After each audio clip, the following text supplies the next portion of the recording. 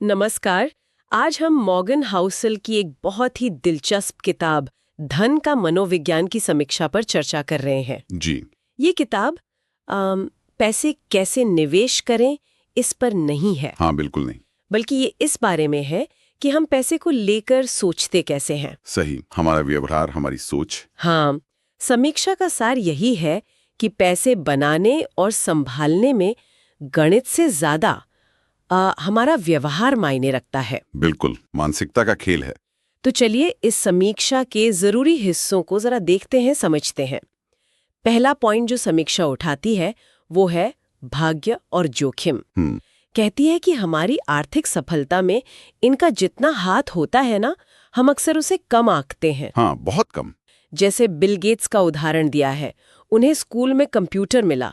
अब सोचिए 1970s के दशक में ये कितनी बड़ी बात थी। बहुत बड़ी और बहुत दुर्लभ भी। है ना? सही बात। ये सोचने पर मजबूर करता है। हाँ, और समीक्षा इसी से ये जोड़ती है कि हमें सिर्फ नतीजों से किसी की काबिलियत नहीं आंकनी चाहिए। मतलब क्योंकि किस्मत का भी तो रोल होता है। अच्छा। तो किसी एक की कहानी से सीखने के बजाय हमें बड़े पैटर्न देखने चाहिए। हम अक्सर सफल लोगों की कहानी में सिर्फ उनकी मेहनत देखते हैं, हाँ, भाग्य और माहौल को नजरअंदाज कर देते हैं। बिल्कुल। ये दिलचस्प है। और इसी से जुड़ा एक और विचार है अमीर बनना और अमीर बने रहना। समीक्षा कहती है ये दो अलग अलग बातें हैं। हाँ, बिल्कुल अलग। अमीर बनने के लिए शायद जोखिम लेना पड़ता है, थोड़ा आशावादी होना पड़ता है। जी। लेकिन अमीर बने रहने के लिए उसके लिए विनम्रता चाहिए, थोड़ी कंजूसी, मितव्ययिता कह लीजिए। अच्छा, और शायद थोड़ा डर भी कि सब कुछ खत्म हो सकता है। डर, ये तो नेगेटिव लगता है। नेगेटिव नहीं, शायद सावधान रहना। समीक्षा में एक लाइन है कि अच्छा निवेश अच्छे फैसले लेने के बारे में उतना नहीं है जितना लगातार बड़ी गलतियां ना करने के बारे में है। मतलब लगातार गलतियां ना करना। हाँ, दौलत बनाने और बचाने के तरीके बिल्कुल अलग हैं। बचाने के लिए सुरक्षा पहले आती है। सुरक्षा, ठीक है। और फिर आता है चक्रवृद्धि ब्याज, कंपाउंडिंग। समीक्षा इस पर भी काफी जोर देती है। हाँ, ये तो बहुत जरूरी है। वॉरेन बफेट का उदाहरण है कि उनकी इतनी दौलत का राज सिर्फ स्मार्ट निवेश नहीं है। नहीं, बिल्कुल नहीं। बल्कि लंबे समय तक टिके रहना है। एग्जैक्टली। समय।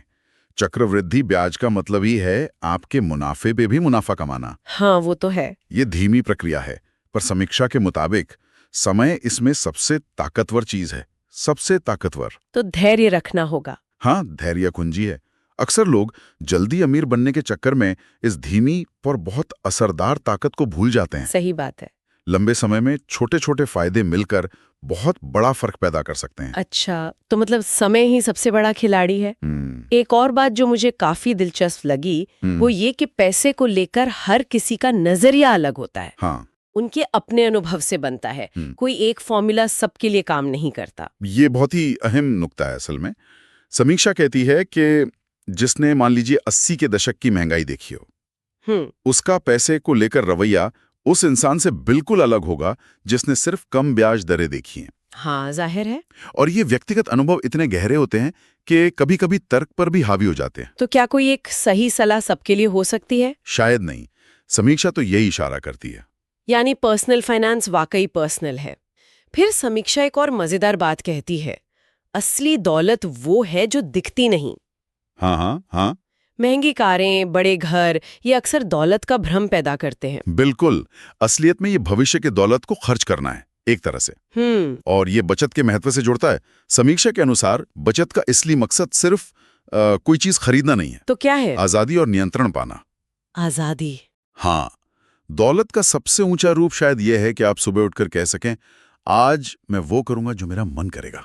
वाह। पैसा चीजों से ज्यादा आपको अपना समय और अपने विकल्प चुनने की आजादी देता है। मतलब पैसा एक साधन है, मंजिल नहीं।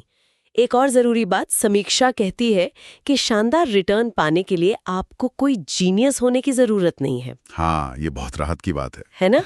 बस बड़ी गलतियों से बचना है और लगातार चलते रहना जरूरी है। टिके रहना ज्यादा अहम है, कभी कभार छक्के मारने से। बिल्कुल सही। लगातार औसत से थोड़ा बेहतर करना ज्यादा फायदेमंद हो सकता है बनिस्बत कभी कभार बहुत शानदार प्रदर्शन करने के। अगर उसमें जोखिम ज्यादा हो तो। हाँ, खासकर अगर उस चक्कर में बड़े जोखिम लिए गए हों। स्थिरता महत्वपूर्ण है। चलिए अब समीक्षा की अपनी समीक्षा भी देख लें जरा। समीक्षा में किताब की क्या खूबियां और कमियां बताई गई हैं? हाँ, तो समीक्षा में किताब की सरल भाषा की तारीफ है। अच्छा। रोजमर्रा की जिंदगी से जुड़ी कहानियां हैं और मनोविज्ञान पर फोकस है।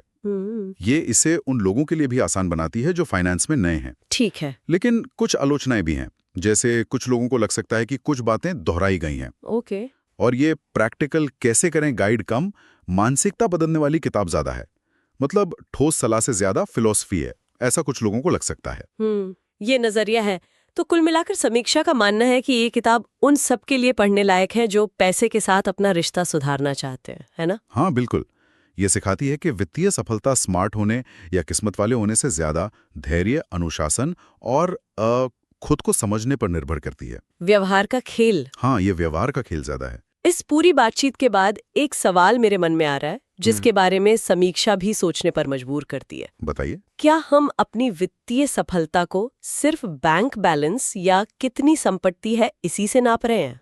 या हम उस आज़ादी, उस नियंत्रण को भी अहमियत दे रहे हैं जो पैसा हमें दे सकता है? मतलब असली दौलत क्या है, ये सोचने वाली बात है।